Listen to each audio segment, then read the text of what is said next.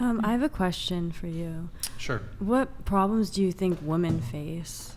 What problems do I think women face? Yeah,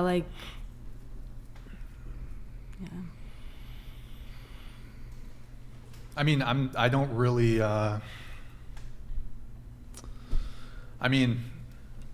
if you're a woman, it depends what your political leanings are, but there are some women who are pro-choice, and in some states, some women can't get an abortions, but however, if you're a pro-lifer, you don't really see that as, but for some women, I suppose that could be an issue for some women. Of course, there are women who are pro-life who that's not an issue for them.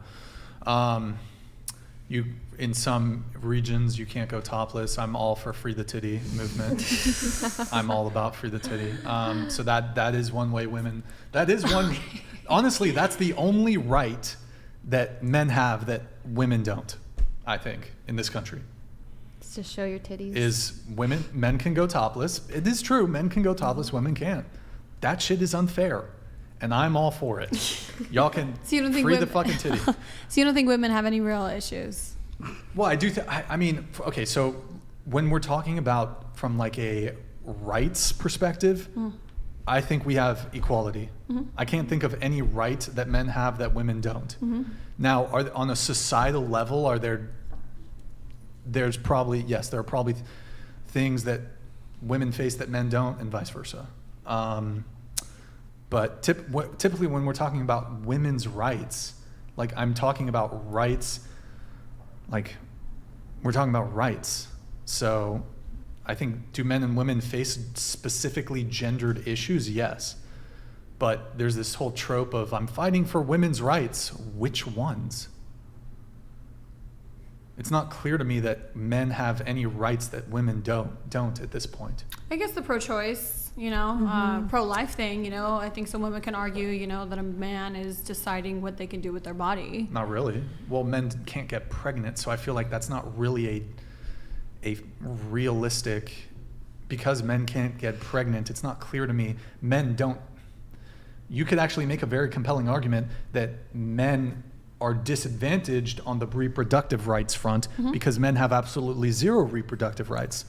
If you get your girlfriend pregnant and she wants to keep the kid, you don't have a say. If she wants to get rid of the kid, you don't have a say. Yeah, no, I'm not making an argument for one or the other, but we don't, in either direction, we don't have any reproductive rights. So it's not clear to me if it's a right that a man has that a woman doesn't, because we don't have any reproductive rights to begin with. So, yeah. Well, I think the argument is, a woman should be able to decide what she does, with her body. I don't think. Well, that's a separate thing, but it's not a equal rights thing.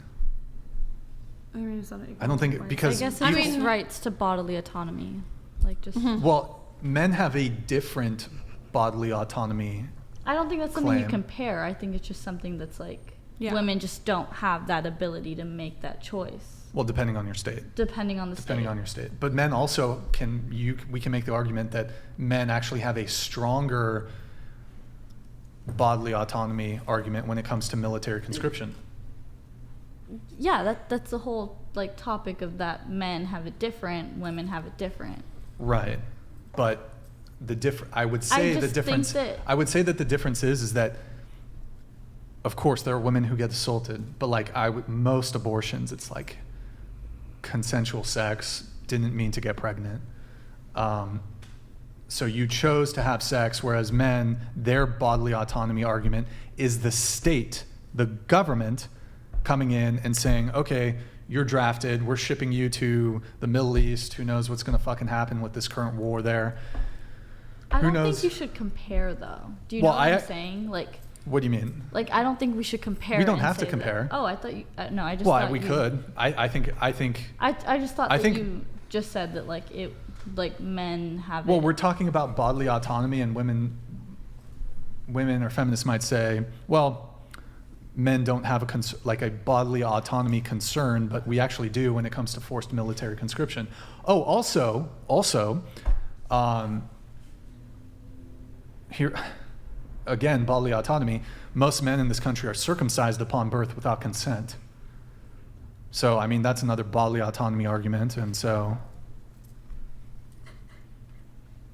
Yeah, it's just It's funny, different. you Yeah. laugh, but literally It's men's true. penises are mutilated upon birth without it's informed crazy. consent. So, I mean, So when you're circumcised, does that like affect how like what does that affect when you're well, circumcised? I don't know the specific statistics on this, but my understanding is that there is a percentage rate when it comes to botched circumcisions. So some men lose their penis, some men have injury when they are circumcised.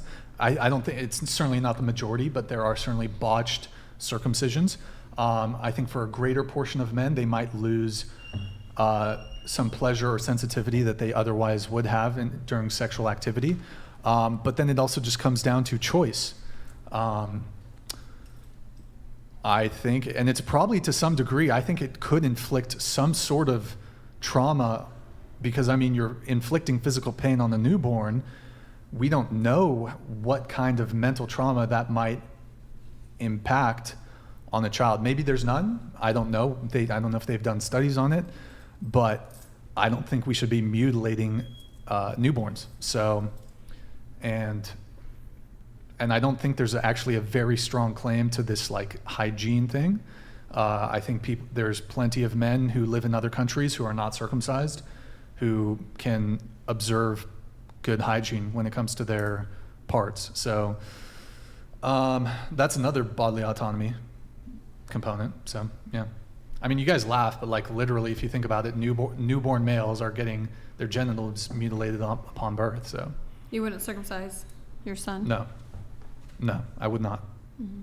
So Don't people do that for like religious reasons? Yeah. sure, there's religious reasons. Some people just do it Like it's an aesthetic for thing. for aesthetic or Yeah, I mean, Yeah.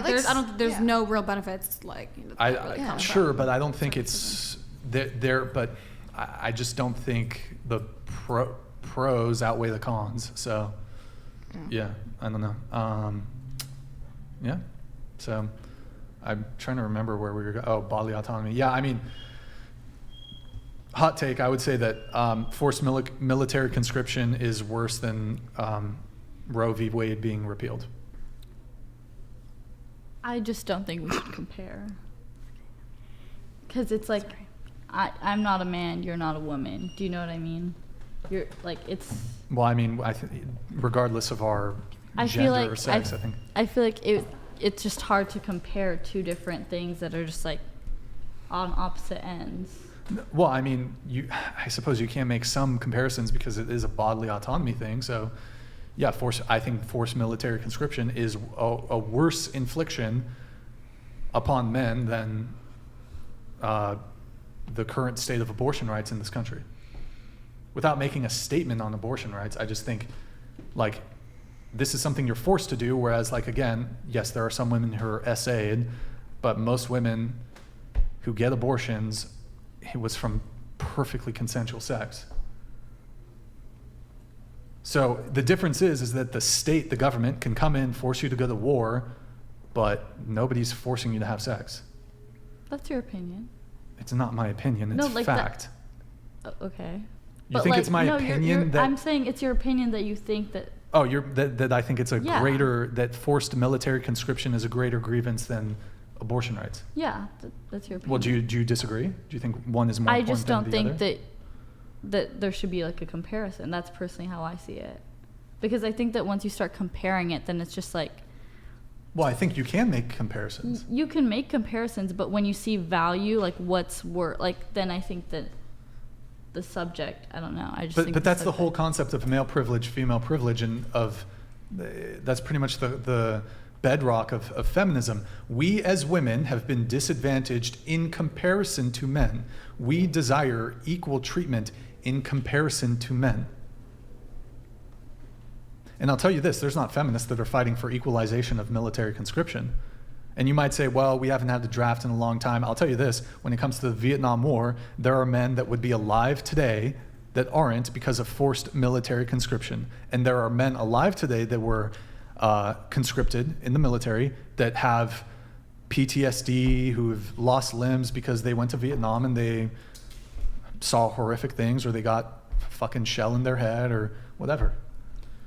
But do you think it's also because like what that guy had said about, you know, like obviously in war you need someone who's like stronger, faster. If all these other countries are sending their strongest, you know, soldiers, obviously women, we don't stand a chance. Like if we're gonna fight these other countries, we have to send men. Well, sure, there is a practical and a pragmatic component of, well, just based on pure biological reality that men have greater upper body strength and you know, whatever it may be. But wait, do you think that, just consensus on this, are men generally speaking physically stronger than women? Yeah. Yes. Yes. Okay, because some feminists don't are think so, no. like actually okay. No. But I mean, I would make the argument that you can also have conscription for support roles, so women should be conscripted too. But you don't see feminists in the street fighting for equalization of military conscription. Actually, they fight against it. Actually, a lot of feminist organizations will fight against equality if said equality comes to the detriment of women. That's why I don't think feminism is about equality.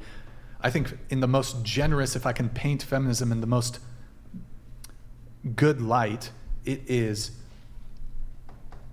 women's advocacy. There's nothing wrong with women's advocacy, but let's not get it twisted with equality.